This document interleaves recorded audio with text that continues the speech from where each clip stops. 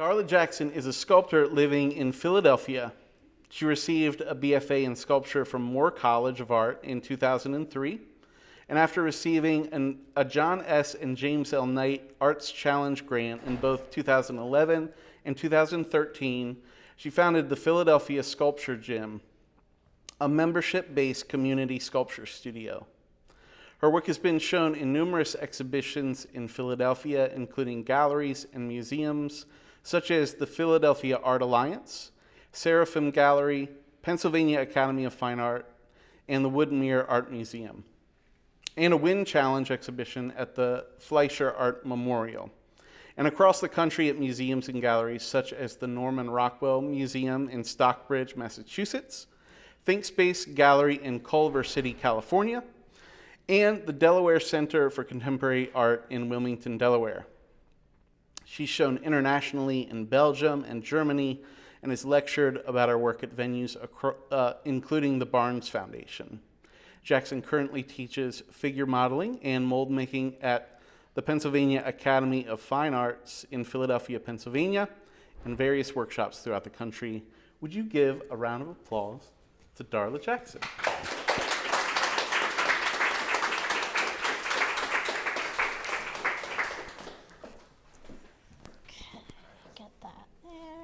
Hello, everybody. Thank you guys so much for coming. I really appreciate it. As Corey said, I am a sculptor. I'm so happy to be here. I think that this space is perfect for this exhibition, which I will talk about. But I wanted to give you sort of the origin story of Darla Jackson Sculptor, because I think it's interesting. I don't know. I hope I don't bore you all to death. When I didn't know that I was going to be a sculptor. I went to school to be a graphic designer because I felt like that was practical, and it turns out my attention span in front of a computer is very, very short. So I decided I would make furniture, and it turns out that my attention span for measuring and fitting together pieces of wood is also very, very short. So clay can hold my attention span, and I was okay with that. So what I like to do primarily is I sculpt things out of clay, and I make molds and I cast them. Some things now are getting fired. I used to be too afraid to fire things because they would blow up, and who wants to spend like 90 hours on something and have it explode? I'm going to venture to say most people no. And so I would make something like this life-size bear out of clay, and then I would make a giant mold of it, and then I would cast it in something more lightweight like a polyurethane resin, or a combination of resin, which is essentially glorified plastic, and expanding foam. So this bear, even though it's 7 foot tall, I can pick this up by myself over my shoulder. I have a mold, so if I wanted to cast it in bronze, I could, but I like the ability to make things myself. I like to be able to do the whole process myself if I can.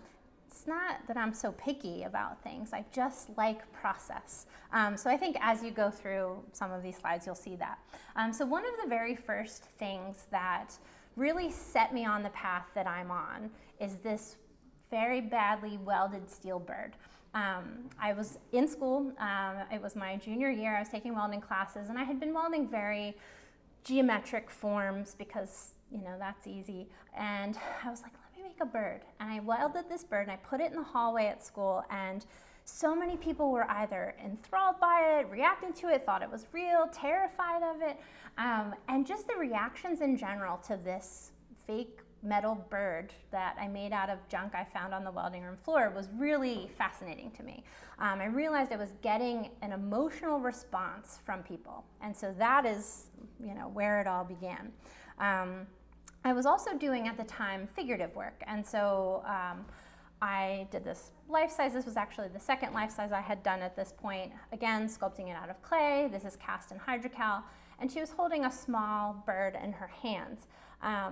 I really love the figure. I teach figure modeling. I think it's a wonderful process, but the animals allowed me to talk about people and emotions in a way that wasn't so specific. I mean, if you're, you see a female figure, you're only going to relate to it so much if you don't identify as that.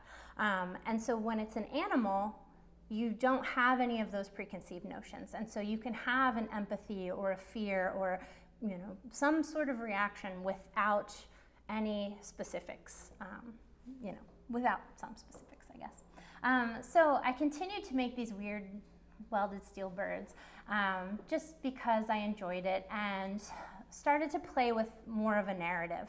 I like the idea that I'm making something with an idea, but you could see it completely differently than I do. And that's something that's continued throughout my work. I also, shortly after graduating, I got a job in a scenic shop, and I was responsible for making this exhibition that went to the State Museum of Harrisburg. So if you've ever been there, and there's a little children's area where there's life-size pigs that you can ride on. They're cast in silicone rubber. And also this guy, a giant baby chicken.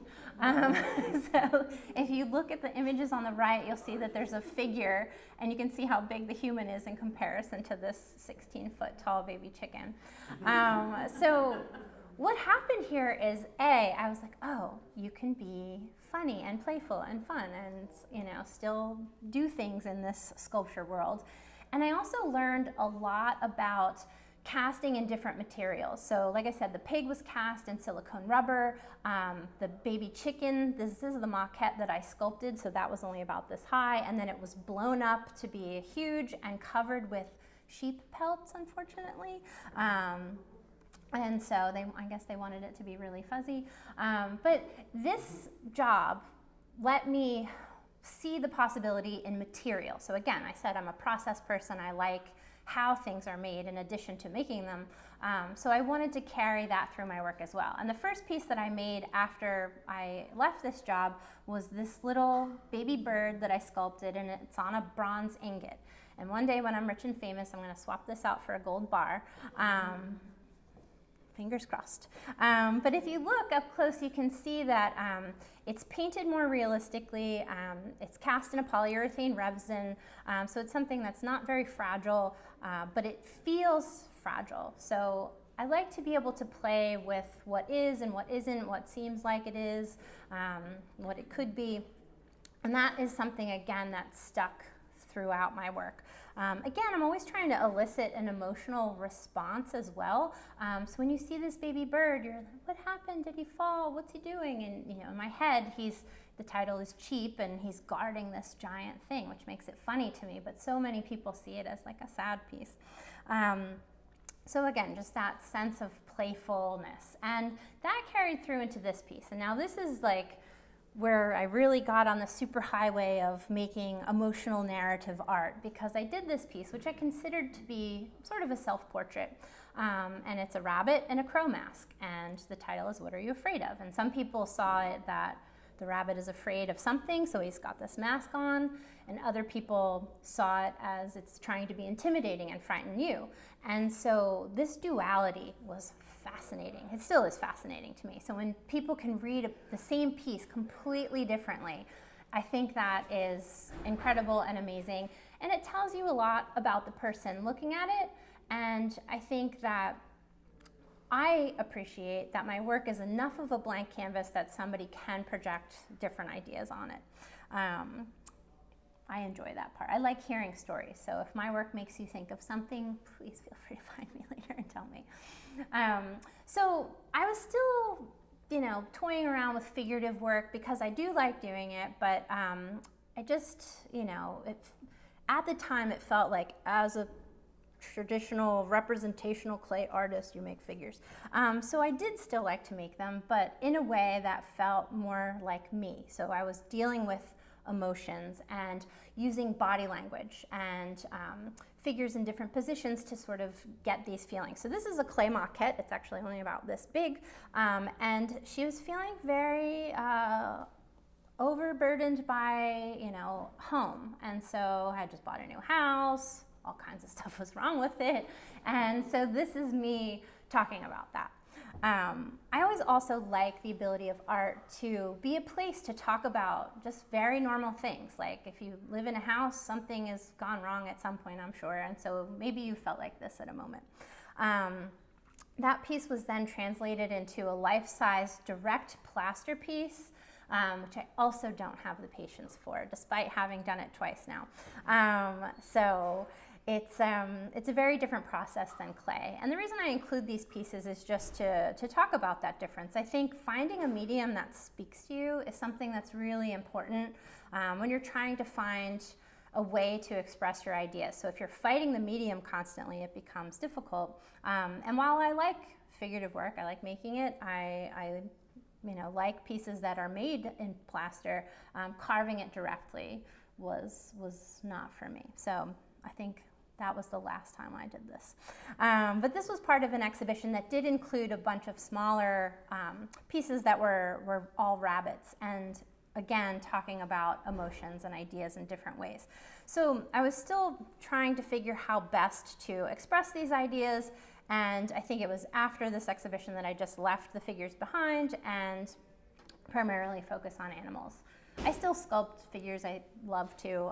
Occasionally they'll pop up in my work, but usually it is animals. And so during this time, I'm all in on animals and I'm making emotional work. I also wanted to start to introduce other elements. So the rabbit with the crow mask had like a little string that tied the mask on. Fun fact, it's the elastic that ties shoes together at Target specifically, because that's the best one. They're not all the same, trust me, I've looked. And so I wanted to introduce some other elements. And so you'll see as you look around too, that sort of carried again throughout. There's other materials. I like playing around with mixed media when I can. And this is just wrapped up in thread. I was looking a lot at Dutch still life paintings. We'll go back to that one. And so this series pops up again after the next piece. I was also still playing with body language. And so this is a baby deer that is in this position, it's all curled up, it looks kind of sad, and then if you look closely, it has all these little hatch marks on it. So what could possibly have happened to this baby deer all these times, when it's still so young? And it's ambivalent, I didn't have anything in mind when I was making this piece specifically, but it just, so many people, this piece resonated so strongly for them. And again, it's that reinforcement of when you make something and someone just tells you how powerful it is for them. Because I don't know, I'm just doing my thing up here, and I'm doing what I love, and that's great for me. But when other people can relate to it, that's when I'm happiest. So again, I was looking at Dutch still life paintings and trying to think about how animals were shown in work in the past, they're representations of these ideas. So in Dutch still life or vanitas paintings, it's this idea that you can't take things with you when you die. It's this awareness of death. And so I was talking about other things that you can't take with you when you die, like fear. So this rabbit was a symbol for fear. Symbolism is something that also pops up a lot in my work. Sometimes it's much more evident, and other times it's just sort of takes a back seat. But when I was younger, around this time, I would sit with a symbolism dictionary, like, okay, rabbits symbolize fear, okay, bears mean this, and it got to a point where I just started to trust myself with those sort of things. And also, peacocks symbolize in some cultures wealth, and so again, that was part of it. This whole series was included some smaller birds, rabbits, hawks, things you would find in Dutch still life paintings. And at this time, I went to painting all of these animal pieces in a, sort of a dark way. They're black graphite over top of a black gesso. And the reason I did this is because I didn't see them as the animals they were representing. Like, this is not just, a hawk. It is the representation of an emotion as played by a hawk. So I didn't want people to get confused thinking that I was just sculpting animals for the sake of sculpting animals. It's still confusing. That's okay. And then also in the meantime, I was doing stuff like this. So I was asked by my college after I graduated to do this commission where they were like Cows on Parade. Has anybody seen that? Where like you'll get a cow and you paint it and they put it out next to the highway. This was like the women's college version of that. So it was a life-size Victorian boot, and I cast 12 of them. And this is where I learned the process of making large things very lightweight. So again, process. It was so tricky to figure this out, but once I did, I felt like I'd unlocked, like a superpower. Because this is a piece that is 6 foot tall by 6 foot wide. And if I were to cast this in something like bronze or plaster, it would be really heavy. But again, because I was casting it in a lightweight material, using the mold making process, casting it in polyurethane resin, I was able to make these hollow and again, able to be, I can pick them up over my head. So it's so exciting to me to be able to work at a large scale and not, kill people with the art. This did almost fall on me, but I'm still here. I was also doing some things with a women's art collective where we were doing installations in windows of shops. So this was Urban Outfitters in Philadelphia, outside of Penn's campus. And it's, using furniture and art in a space to sort of create, some sort of an alternate reality. And that continued, and it started to infiltrate my own work. So this is another installation with the group that we did where we set up like a tiny birthday table with art along the side. But what happened is, like I said, it crept into my work, and I started doing installations. So this is actually my first Disney reference piece, which is now a thing that I do. This is the 3rd time, so I have a thing. So this is the very first time where I was referencing the moment when something happy is happening, birthday party, and then something bad happens. Bambi's mom dies.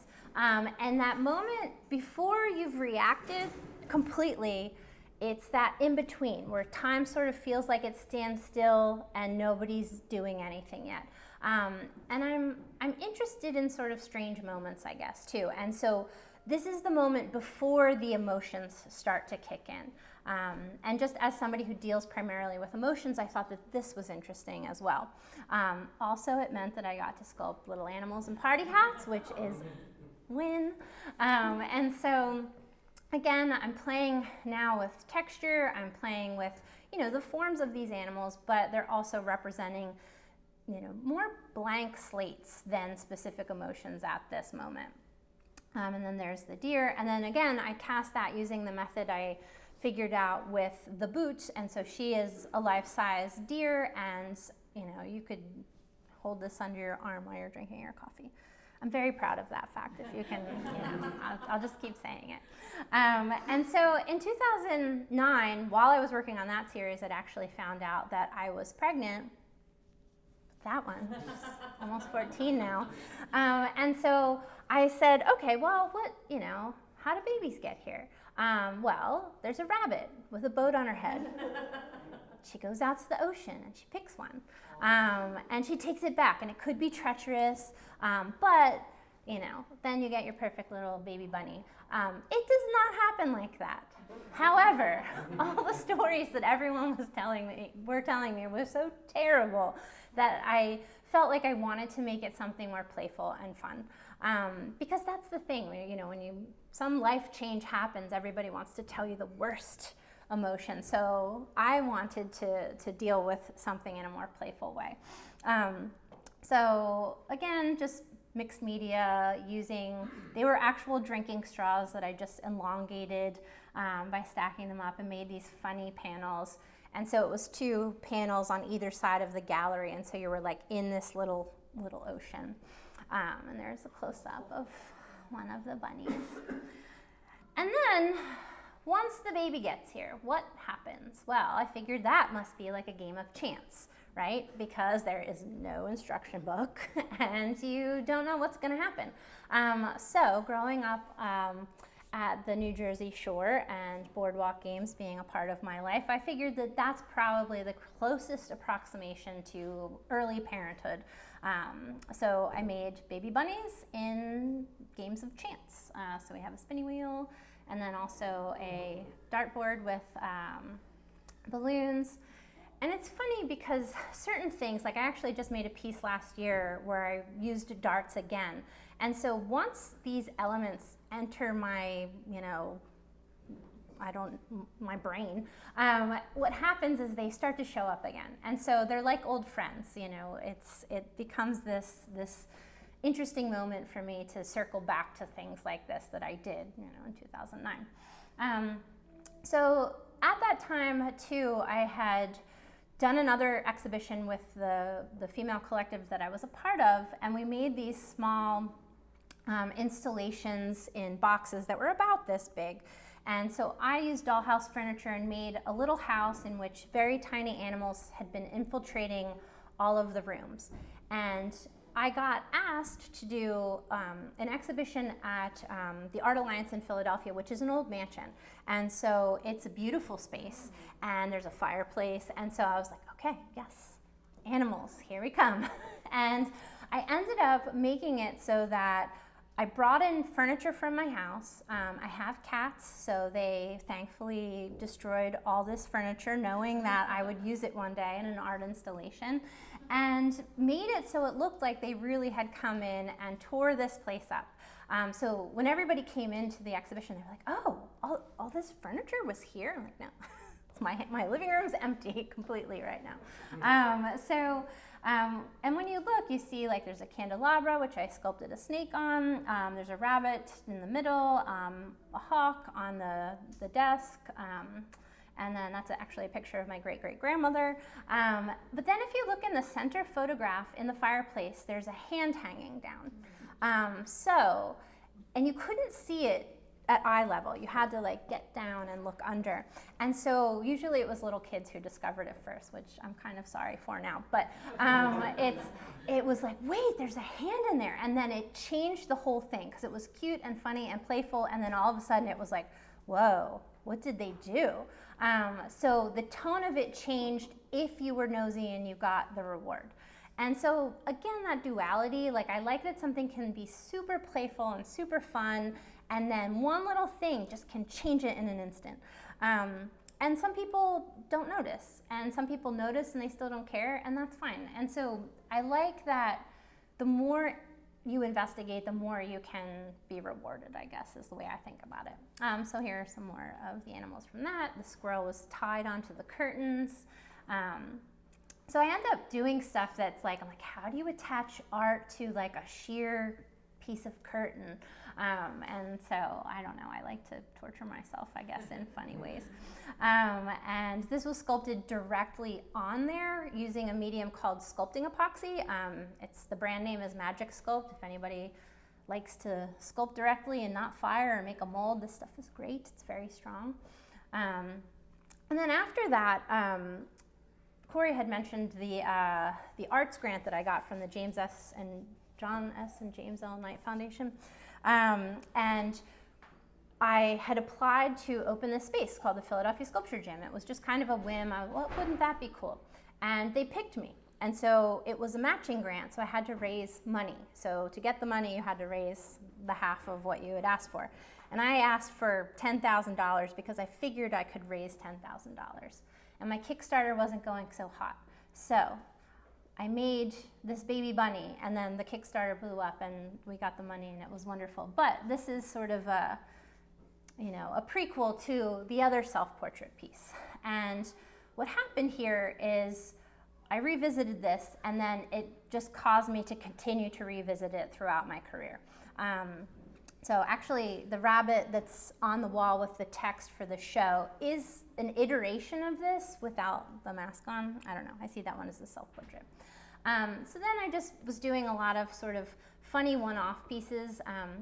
I cat sit for a woman who has what I call zombie cats in her backyard. They have some kind of weird disease, and I'm not sure what it is, and it's pretty scary. But Philadelphia at the time had this With Love, XOXO Philadelphia campaign. And I said, this is what North Philadelphia is bringing you, as the zombie cats. And I was going to turn this into a whole show, but it started to get too sad, and I was like, all right, we're going to stop right here. Sometimes you have to call it, and that's okay. And then this is an exhibition, again, party hats. You'll see they're turning up again. This is something that I did for a show about animals who are extinct. And so this is a pygmy rabbit, and you see all the other little party hats of his friends who have gone, and he's the last one left. And the title is Party's Over. So again, playful, but still trying to elicit those strong emotions. And so sometimes the pieces are very simple, straightforward, and then other times, actually this is, the party hat was revisited because I was asked to make an award, and the woman's name was Happy Fernandez, and I was like, can I make a cake? Happy birthday, I don't know, it gets weird. And so I go back and forth between introducing elements or just having the sculpture be just the material, like the clay or the plaster that it's sculpted in. So I did a show in 2014. I had been running the sculpture gym, this studio, and it was ironic that I had the perfect place to make sculpture. We could do everything there: welding, casting, mold making, woodworking. We had a small foundry, a jewelry studio, a ceramic studio, but I didn't have any time to make work. So I was like, I'm taking 2 months, I'm gonna make a show, and I'm gonna show it in the gallery. And so this is the work from that show. And this piece, actually, I had this great idea. I was gonna find a shotgun somewhere, and I was gonna shoot the gallery walls to make these big holes. And I have a friend who was like, that is a terrible idea. I will show you how to make fake shotgun holes in the wall. And it was much better. You just drill a giant hole, you paint them black, and you put a little bit of fire on it to make it look sooty. So don't shoot your gallery walls, I've learned. But because it was my space, I could do anything. And that was something that was really exciting to me. And so in order to keep with my completely doing whatever I wanted, I auctioned off this whole show. You bought a raffle ticket rather than buying the art. And each of these pieces was available. I think the raffle tickets were $20, except for this guy, which is a life-size bear. The raffle tickets for that were $50. And somebody won this bear. And they were very excited. And unfortunately, they put it in a window of a shop that they worked at, and the heat from the building across the street caused it to slowly melt. Because it was thin plastic that you could pick up over your head, it was too thin. So now I fill them with expanding foam, and that doesn't happen anymore. You could hit this thing with a car now, and it would be fine. So please don't, though. But if you ever go to Philadelphia, he's on the 3rd floor of the Pennsylvania Academy of Fine Arts. So I had done this show just because I was freaking out. I needed to make art, and I just realized I was going crazy from not being creative in my most perfect creative space. So then I realized that was part of what I needed to do to continue to be a happy, well-rounded person. And I did an exhibition, and this is actually the second iteration of Disney-related shows that I did. And it wasn't a thing I planned, it just sort of kept happening.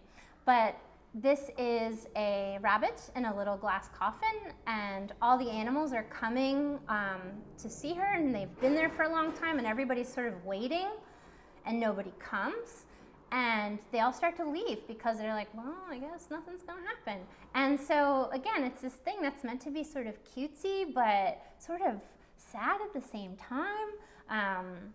And I just wanted people to be able to project onto this like what they thought was happening.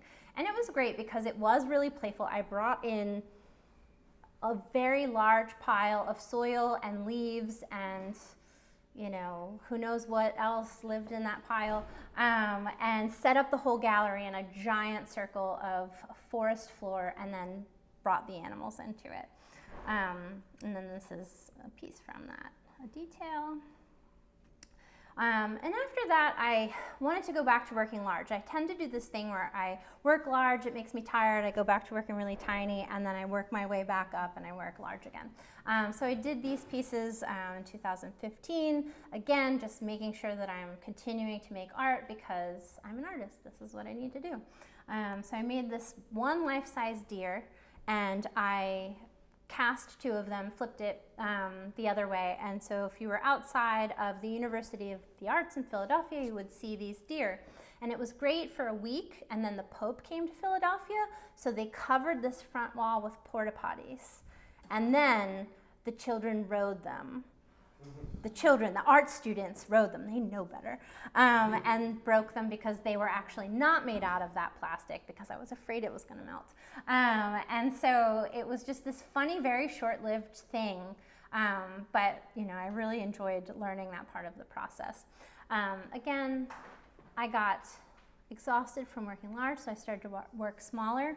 And at this time, I was actually closing down the sculpture gym. They sold the building, and I did not have the funds or the energy to relocate it. And so I decided to sort of deep dive texture for a while. I wanted to get my strengths back up and settle into my new gallery, or my new studio space rather, while making some things that were more manageable.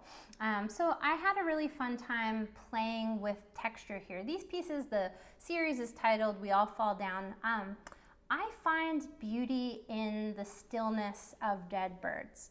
And it's this funny thing that comes up. People are sometimes freaked out that I'm sculpting dead birds, but they're so beautiful, and birds move so quickly, they're flying so often, and you don't get to see so much of what's there. And so I like to take that moment and just document what's happening that is so beautiful. And like I said, it freaks some people out. And I just did a commission recently where I had dead birds across the wall, and they're like, "Can you make them alive?" I'm like, "Yeah, I can." It's very easy, just eyes open, wings up. So it is possible. But here I was falling in love with these textures. And then I thought, let me try something else. Let me do a snake. So I did this snake heart. One of the other things that I'm trying to do, so work in a setting like this, it's a gallery, well, I guess this is a little different than a commercial gallery, but galleries typically are a business, so they're trying to make money. I like to do pieces for myself that I can release I don't sell them through a gallery, I just sell them through my website, that are relatively easy for me to cast, so I can make a lot of them, and I can do it at an inexpensive price. I think art is for everyone, but when I'm making pieces like this, I can't, this is not affordable to myself. So I try to balance it out by making pieces that are easy to cast, easy to reproduce. I've cast this piece probably nearly 200 times at this point, and sell it at a much lower price point because there are so many of them. So you're thinking about it more like a poster instead of a lithograph that's hand numbered by the artist. And so I'm able to do that. And this was the first piece that I did this for, and I started to do it periodically because I really enjoy getting art into the hands of people who might not have typically bought something more at this level. And then also when I do things like this, I'll usually do a giveaway and give 1 or 2 of them away as well for people who don't have a budget for even the lower end of things. Just because I really believe that art is for everyone. And then around this time I did this series. I had to break up. It was dramatic emotional art, and I right, very dramatic, and I started making this work, and somebody came back into my life that my husband currently, and he is I was making this breakup art about somebody else, but then we were courting one another, and so I'm trying to make this really sad art, but also falling in love with someone. It was really a very strange time for me, but it was interesting because this is the last show where I feel like most of my work was relatively monochromatic. So if you've noticed, almost everything up to this point has been black and white or painted black mostly. I'm still doing all the little things I like to do, including little bits of pieces and whatnot. And there's that guy. He's another iteration of myself, I suppose. But you'll see very shortly that that all sort of changes. And because I started working with someone that understood my work and understood me and helped me sort of jump this monochromatic art into this world of color. And so these are still part of that series. And then this is the first one that was a piece that I had sculpted and then I gave to Paul Romano, my husband, and he painted it. And it just felt like this different shift. And so color is something I am terrified of, which you would not know looking around this room. And I'm happy to say I've grown to a point where some of the pieces I've painted, like that chicken, I'm very proud of. I painted that. But for the last few years, the last 6 years, I've been working with Paul to introduce more color into my work. And at first it was much more subtle, like whites with tones of blues and grays, and this really pretty iridescent paint. It was actually the eye of this wolf, and then in the belly of this rabbit, there's this pretty color that pops up somewhere. I think it's in the chicken's tail too. And so I liked playing around with color in addition to materials. This has, like 72 inches of ribbons coming out of his bellies. And again, getting back into doing some big work, if you're ever in Washington, D.C., the Founding Farmers there has this life-size Pegasus. You can see me here sculpting. This is sculpted in clay, and the wings were sculpted out of an oil-based clay as opposed to a water-based clay. And so, again, just, finding a new place within my work to sort of experiment. I still paint stuff black sometimes. I still really like it as a finish, but experimenting in sort of different ways. And so you see that the sky is revisiting us. This was a show that we did together in 2019, where we sculpted this large lioness together and cast it in plaster. It was shown at Arch Enemy Arts in Philadelphia, and then also the Norman Rockwell Museum in Stockbridge, Massachusetts. And then after that Pegasus, I just got known as the person who does the flying things, and so I was asked to do this other commission of these California condors in a residential building, and everybody loved the idea. And once they were up and you're standing at the bottom, it feels really ominous, like they're gonna eat you eventually, which is waiting for you to die. But I do like experimenting with new and different ways to install art, and I thought that that was really a fun couple of projects to work on. And then once the pandemic hit, I just went back to small, just because I wasn't able to work large. We have our studios in our home now, and so I was just, although the lioness was done in our home, but we had just done that, and I was not ready to do that again for a little while. So I started sculpting a bird a day, just to keep me sort of my wits about me, and did this series called All My Failures, just trying to get, again, texture and sculpt things, try things that just, were different for me, and enjoy the process. Like, so often I'm just sculpting and sculpting and sculpting, and I'm like, just enjoy it. You love this. So that led to me doing another series of mostly birds. Again, during the pandemic, I had like 2 months to make a whole series of work and ship it out to Portland, Oregon. The other thing I should mention about this series is that all of these, and then the ones after, were fired clay. So again, if you remember from the beginning of the talk, that's something that terrifies me. So I just assumed that they were all going to blow up and I was going to have nothing, but everything came out okay, so that was great. But again, playing around with just different color tones, different elements, incorporating this wasp's nest that I found into the belly of this piece, just trying to make stuff about sort of what it felt like at that time. And I don't know, art always gets me through trying times, and so I love that. This was another piece that fit into that category of making something that was affordable and for a larger group of folks, and it was based off of this other piece that I had really liked, but I had wanted to make a more positive spin on. So, and then after that, We're almost done, guys. We're getting there. Hope everybody's doing okay. I did a series of birds that was based on a combination of, get this, kung fu movies like the 36 Chamber of Shaolin and the Wu-Tang Clan album, Enter the Wu-Tang, 36 Chambers. Because A, I like both of those things a lot, and B, I think that inspiration can come from anywhere. And I think that's so important. And, you know, talking to other artists, they get ideas from a number of places. And I like what's unexpected. I like that I can watch this, you know, old film and become inspired by it. The idea here was that there were 36 different birds, and each of them was sort of an emotional chamber to be conquered. I didn't include all 36, I just put 3, but if you want to take a look at them, you're welcome to go to my website and flip through them.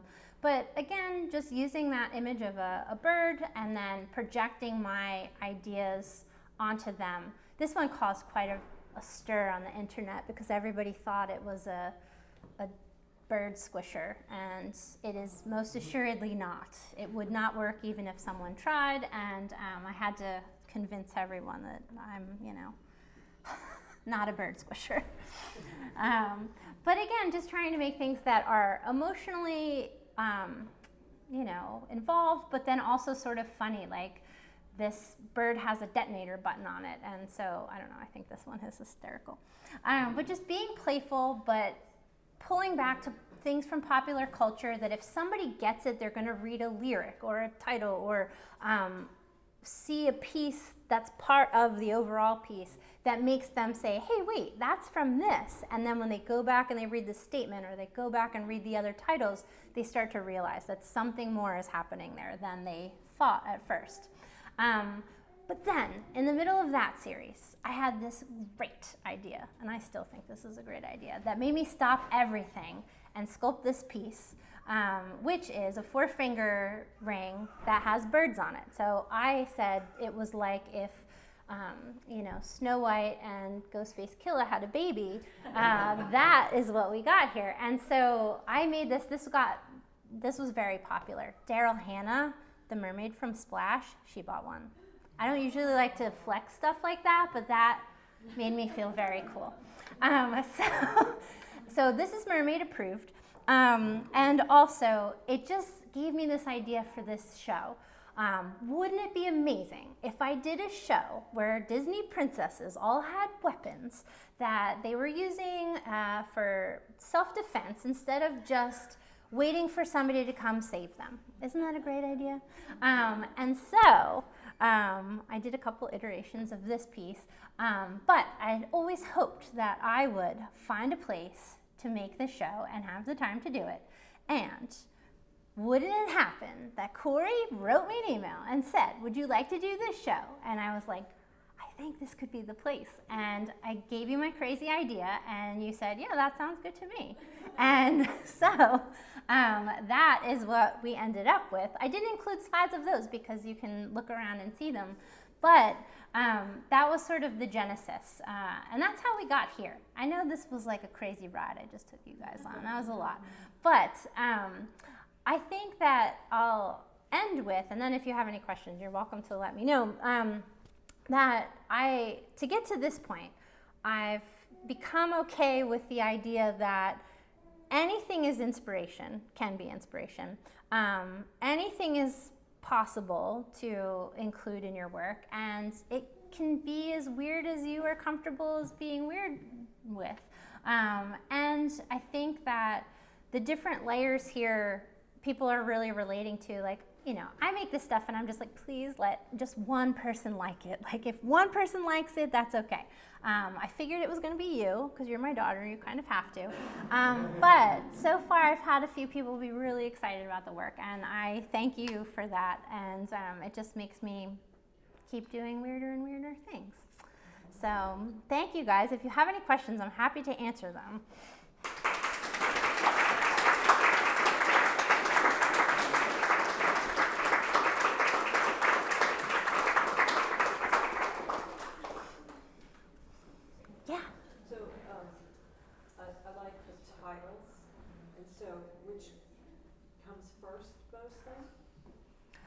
piece or the title or the thought, and how much is it related to the original, like the original impetus to? It depends. So almost all of my titles are usually from song lyrics, so outside of the show. But this show, almost all of the titles here are from songs from the movies that the pieces are inspired by. Which is weird because some of them get a little dark, and Disney is like, when you rewatch the movies with like this kind of lens in mind, it's like, I'm like, these are violent, like, okay, fine. Which worked out in my favor. But yeah, it depends. Sometimes I'll have a very clear idea of an image of a piece, and then I just listen to music in the car constantly, and like if I hear something that fits, I'll pair them together and see if it feels like it works. I used to write down lyrics just constantly that I'm like, okay, this will be something, this will be something. And then it would just be a matter of finding a place for it. So sometimes I would have one first, sometimes I would have the other. But my piece, usually I end up with a visual, like the rose thorn baseball bat, like that I knew immediately. I'm like, okay, I'm gonna make that. I didn't know what the title was going to be yet, but I knew, sort of the thought behind it. Whereas other things, I knew I wanted to have, more of this is the feeling of the piece, so how is it going to look? I'm more comfortable when I start with a visual. I am very uncomfortable if I start with like, well, what does this have to look like then, So, which is interesting because I'm starting from a place of emotion, so you would think I would be more comfortable in that abstract. Nope. But yeah, so any other questions? Yeah. Did you have to attend a cockfighting ring to make that one? No, I just looked at photos online, and I'm mostly vegetarian. I'm pescatarian, so I eat fish, but I was like, I had a hard time looking. I was like, oh my God, these are terrible. But as objects, they're so interesting because some of them are really intense. So that's one of the things that is interesting for me, just approaching stuff from this point of view, is like sculpting. I use a lot of images because animals are terrible models. Terrible models. I once had a turtle where I taught a class, it's a turtle, that's easy, no problem. The turtle was the worst model I've ever had. He did not stop moving, and I'm like, you're mostly just one thing that's not moving. How is this so hard? Kittens, also terrible models.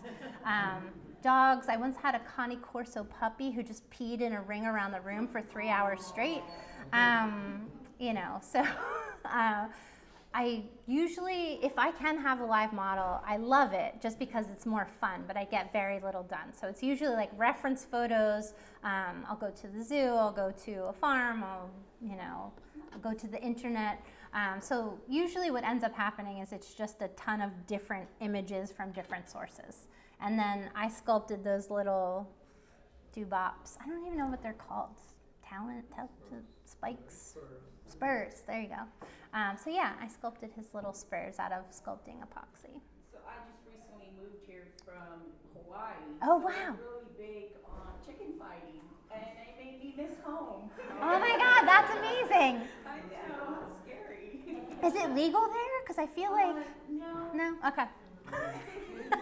Still happens though. I'm sure it happens somewhere in Philadelphia, and I'm just like, I didn't go looking. Yeah. So to comment on that, the department I work for in my organization, we work really hard to shut down cockfighting. But when I saw this, because of the context and the bright colors and the title, I got this sense of pride and I'm going to kick your ass. And so I really like this. Thank you so much. Yeah, very proud piece. Thank you. Yeah, that's what I was going for. So, just this idea. And like, this is based on, if nobody's seen it, the movie Moana. And she is very powerful in that movie. But like, I had to turn that up. Like, whereas somebody like Snow White or Cinderella, we're just waiting to be saved. So with the newer ones, you don't have to work as hard, but I still wanted to make them interesting. Like this piece is The Princess and the Frog, so Tiana is the the princess, she was a cook. Well, what am I going to make, a spoon? No, so there's a crocodile in the movie, and I saw that there's this tradition of making knives out of crocodile jaws, which I thought was just so intense. And just as objects, I think they're really beautiful. So this ended up being one of my favorite pieces that I made, which was unexpected because I had no idea what I was going to do for this one for a very long time. And the whip, I will say, I'm also very proud of the whip. That was very difficult to make, but we got there. So, any other questions? I know this is probably the weirdest thing you're going to do today, and I appreciate that you're all here. I couldn't help myself. I had to get on your website to see what you currently had for sale, which is some awesome stuff. But do you ever go back and offer things from the past for sale again? Okay. I do, yeah. And so most things I have molds for. Some things are additions that have sold out. So if there is anything that you're particularly excited about, let me know. And if I haven't, I'll let you know. But yeah, and I also do seconds sales. This is another thing that as part of my Darla thinks everybody should have art. When I'm casting stuff, I'll have pieces sometimes that have air bubbles or just imperfections that I don't have the patience to fix, or I don't think they're worth fixing for whatever reason. And so I'll sell them very deeply discounted, and it becomes this kind of fun thing that I did once to see if it would work, people even care. And now people wait for it and are very excited. So it just makes me excited that I'm doing something that I love to do that other people are also interested in. So yeah. Anything you would like to add? Can we give Darla one more?